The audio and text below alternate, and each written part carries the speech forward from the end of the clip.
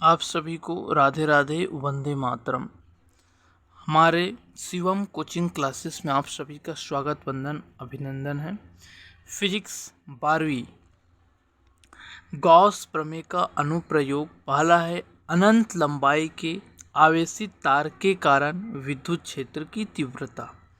तो इसमें हम सबसे पहले एक अनंत लंबाई का तार लेंगे जो Q+Q आवेश से आवेशित है।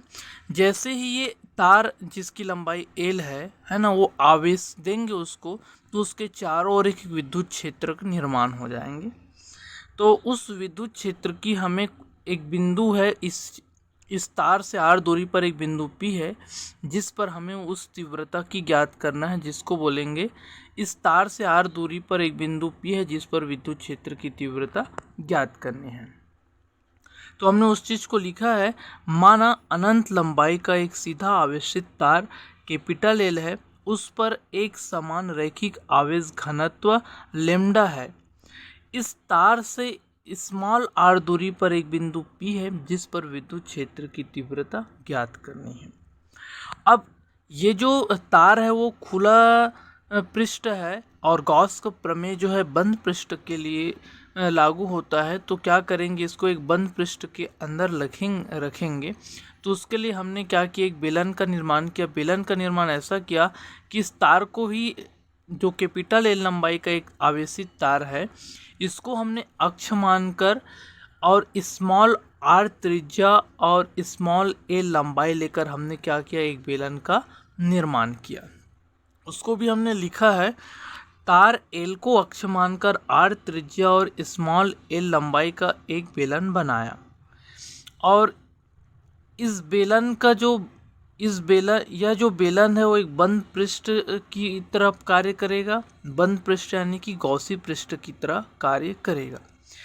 इस बेलन में तीन चीज है, एक जो है वृत्ताकार ऊपर है और दूसरा है वृत्ताकार नीचे है, और ये इसको बोलते हैं वक्राकार आयताकार। ठीक है, तो उसी को हमने लिखे हैं कि इस बेलनाकार गॉसी पृष्ठ को तीन भागों में विभाजित किया जा सकता है। पहला हमने दिए हैं समतल वृत्तीय पृष्ठ S1, दूसरा बोले वक्राकार ST, और तीसरा बोले है समतल वृत्तीय पृष्ठ S2। ये S1, S3, S2 का जो नाम है वो आपके ऊपर है, बस आपको समतल वक्राकार देखना है। आप नाम चाहे इसको S2, इसको S3, इसको S1 कुछ भी दे सकते हो, आपके ऊपर है, चाहे इसको S2 या इसको S3, है ना, इससे कोई फर्क नहीं पड़ता है। फिर हम क्या करते हैं, हम ये भी जानते हैं कि ये जो अनंत लंबाई का तार है, इस पर जो आवेश है उसका जो विद्युत क्षेत्र है वो चारों ओर है इसके। तो ये जो बेलन बनाया है उसमें भी वो जो विद्युत क्षेत्र वो समान रूप से क्या हो जाएंगे, वितरित होंगे। तो उसको हमने लिखे हैं, गॉसी पृष्ठ के प्रत्येक बिंदु पर विद्युत क्षेत्र का परिमाण एक समान होगा और इसकी दिशा भी क्या होंगे, इस पर जो विद्युत क्षेत्र है उसकी दिशा त्रिज्यीय दिशा में बाहर की ओर होंगे, जिसको हमने लिखा है E। ठीक है, त्रिज्यीय दिशा में बाहर की ओर होगा E। अब इस पर हम क्या करते हैं, ये जो बेलन है इस बेलन के वक्राकार भाग पर, हम वृत्ताकार भाग पर नहीं बोल रहे, हम सिर्फ वक्राकार भाग पर क्या करते हैं, हम एक छोटे क्षेत्रफल अवयव ds की कल्पना करते हैं और इस ds की भी दिशा त्रिज्यीय दिशा में बाहर की ओर होगा। ठीक है, त्रिज्यीय दिशा इसकी, ये जो छोटा क्षेत्रफल हम लेंगे इस पृष्ठ पर, इसकी भी दिशा जो है बाहर की ओर होंगे। क्यों होंगे, क्योंकि हम क्षेत्र सदिश में पढ़े हैं कि कोई भी वस्तु या कोई भी पृष्ठ हो, उसकी जो क्षेत्र की दिशा होंगी वो उस पृष्ठ के अभिलंबवत होंगे, मतलब लंबवत होंगे। तो इस पृष्ठ का लंबवत क्या होंगे, इस पृष्ठ का जो लंबवत होंगे वो ये होंगे। ठीक है, अगर हम ऐसा खींचेंगे तो वो तो इस पृष्ठ के समांतर होंगे, इसलिए इसके लंबवत क्या होंगे, ऐसा, और वो हमेशा बाहर की ओर होता है। ठीक है, उस जो भी पृष्ठ का हम अभिलंबवत खींचेंगे उस वस्तु के बाहर की ओर होता है, इसलिए ये भी इधर बाहर की ओर होंगे, विद्युत क्षेत्र एक ही दिशा में। इस प्रकार हम देख सकते हैं कि इस जो छोटे पृष्ठ है उसके लिए विद्युत क्षेत्र E और ds एक ही दिशा में है, यानी कि दोनों समांतर है, या ये भी बोल सकते हैं कि दोनों के बीच बना कोण 0 डिग्री का है। ठीक है, उसको भी हमने लिख लिए हैं, यहाँ पर लिखे हैं ये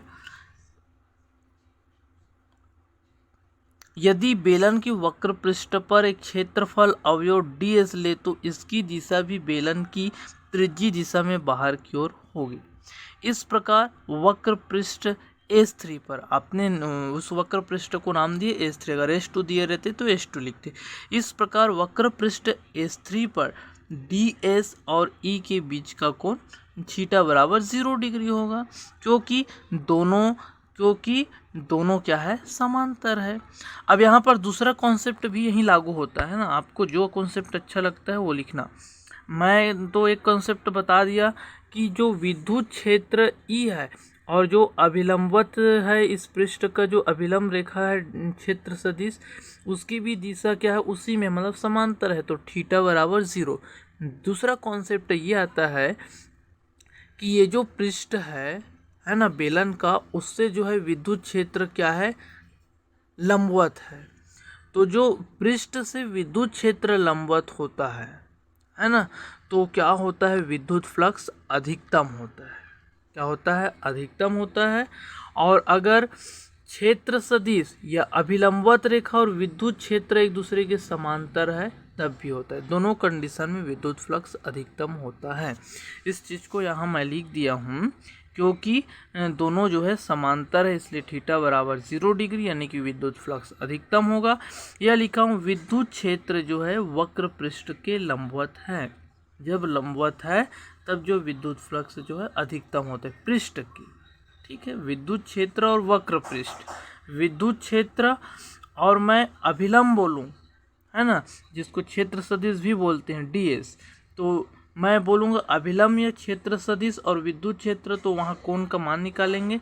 लेकिन मैं वक्र पृष्ठ के साथ करूँगा तो सिर्फ आपको तुलना करना है कि लंबवत है कि समांतर है। वक्र पृष्ठ से विद्युत क्षेत्र जो है लंबवत है तो वहाँ पर विद्युत फ्लक्स अधिकतम होता है, और विद्युत क्षेत्र और अभिलंब रेखा या क्षेत्र सदिश समांतर है तब विद्युत फ्लक्स अधिक होता है। दोनों कंडीशन आप देख सकते हो, यहाँ से भी ये पृष्ठ है और विद्युत क्षेत्र क्या है, इसके लंबवत है, तो यहाँ विद्युत फ्लक्स जो है अधिकतम होगा। दूसरा कॉन्सेप्ट, विद्युत क्षेत्र E और क्षेत्र सदिश DS समांतर है, यानी कि थीटा बराबर 0 डिग्री।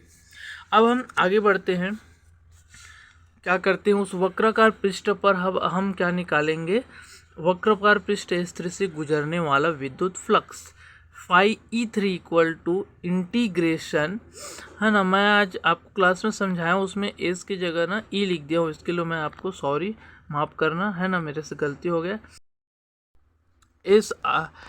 ये phi E3 equal to integration EDS, ठीक है, और ये हो जाएंगे आपका surface integration S, surface S से होता है सरफेस इंटीग्रेशन, इसका मतलब होता है बंद पृष्ठ पर, बंद सरफेस पर। और ये जैसे ही हम डॉट हटाएंगे, इसको अदिश गुणनफल बोलते हैं, तो यहाँ पे आ जाता है कॉस थीटा। फिर EDS, थीटा की जगह हमने समांतर दिखाएं तो आप हो जाएंगे 0 डिग्री EDS। फिर ये E को हम कांस्टेंट राशि, क्योंकि विद्युत क्षेत्र का कुछ ना कुछ मान होगा तो कांस्टेंट राशि है, तो E को हमने बाहर ले लिए तो बच गया DS। DS का मान, DS जो है क्या है, ये जो वक्राकार पृष्ठ है बेलन का, है ना, ये वाला वक्राकार ऊपरी भाग, उसका जो क्षेत्रफल है DS, तो वो है आपका 2πRL E पहले से, जिसको हमने यहाँ बताया है कि DS 2πR बेलन का वक्र पृष्ठ का क्षेत्रफल है। अब हम जो समतल वृत्तीय पृष्ठ है, ये वाला पृष्ठ, इसका हम निकालेंगे विद्युत फ्लक्स इससे गुजरने वाला, तो यहाँ हो जाएगा समतल वृत्तीय पृष्ठ S1 और S2 विद्युत क्षेत्र के समांतर है।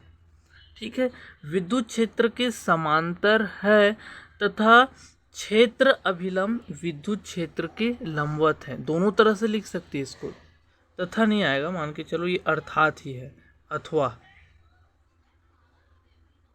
बोल सकते हो, अथवा क्षेत्र अभिलंब विद्युत क्षेत्र के लंबवत हैं। दो कंडीशन आता है, ठीक है।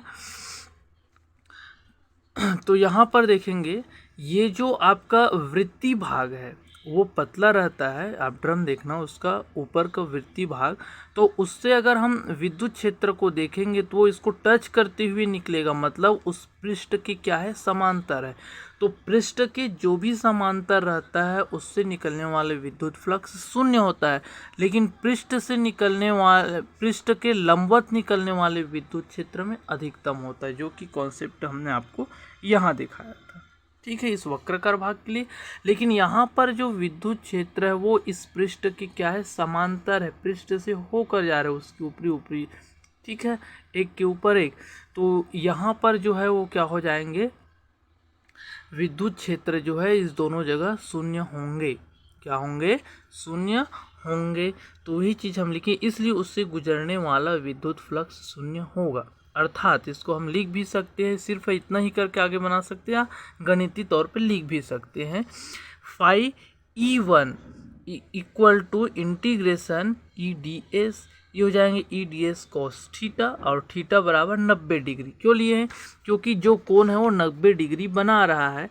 इसका अगर हम अभिलंब खींचते हैं, इस पृष्ठ का अभिलंबवत रेखा खींचते हैं, तो मैं बोला हूँ कि जो कोई भी वस्तु हो उसके पृष्ठ से अभिलंब जो खींचते हैं वो हमेशा बाहर की ओर होता है ना। तो अभिलंब खींचेंगे वो लंबवत होना चाहिए, उस पृष्ठ के लंबवत। ये समांतर इधर खींचेंगे तो हम क्या करेंगे, ऊपर की ओर खींचेंगे या नीचे की ओर खींचेंगे। तो नीचे की ओर इसलिए नहीं खींच सकते क्योंकि उसका जो अभिलंब है वो हमेशा बाहर की ओर होता है। तो यहाँ से अगर हम 90 डिग्री ऐसा कोण देखेंगे तो ये 90 डिग्री, इसलिए थीटा बराबर हमने क्या लिखा है, 90 लिखा है, और ये होता है 0। तो ये 0, तो फाई E2 भी 0, क्योंकि ये भी वृत्ताकार भाग है। यहाँ पर भी यही कंडीशन लागू होगा, इधर लंबवत खींचेंगे। ठीक है, इस प्रकार हम आगे बढ़ते हैं। अतः बेलनाकार गॉसिप पृष्ठ से गुजरने वाला कुल विद्युत flux phi E1 plus E2 plus E3 से निकलने वाला विद्युत फ्लक्स, तो E1 और E2 के लिए 0 है और E3 का अपना 2πRL है। तो फाई इक्वल टू E2πRL। फिर हम गॉस प्रमेय का उपयोग करना है। तो गॉस प्रमेय होता है Q/ε0। फिर दोनों समीकरणों का देखो, QE फाई यानी कि लेफ्ट हैंड साइड बराबर है तो राइट भी बराबर हो जाएगा। तो दोनों समीकरण को हमने क्या किए हैं, बराबर कर लिए हैं, Q/ε0 E2πRL। फिर हम जानते हैं कि आवेश, किंतु गॉसिप पृष्ठ के अंदर कुल आवेश बराबर होता है आवेश घनत्व लंबाई, आवेश घनत्व गुना लंबाई। तो आवेश घनत्व को हमने स्टार्टिंग में लेमडा माने थे और जो बेलन का निर्माण किए थे उसकी लंबाई स्मॉल है। तो आवेश बराबर आवेश घनत्व गुना लंबाई। इस मान को हमने क्या किया, समीकरण 3 में रख दिए। तो लेमडा L/ε0 इधर जो का तो है LCL कट जाएगा, तो लेमडा ε0 E2πr। फिर ये E का मान निकालना है तो E बराबर हो जाएंगे 2πr, नीचे आ जाएगा, λ/ε0 2πr। अब इसको जमा के लिख सकते हैं λ/2πr यही एक समान आवेशित तार में विद्युत क्षेत्र की तीव्रता का सूत्र है। तो अगर समझ नहीं आया होगा तो कमेंट करके पूछ सकते हो, क्लास में पूछ सकते हो, और अच्छे से इसको बार बार देखो, समझो। समझ नहीं आता तो क्लास में पूछो। देखने के लिए बहुत बहुत धन्यवाद। लाइक, शेयर और सब्सक्राइब जरूर करें।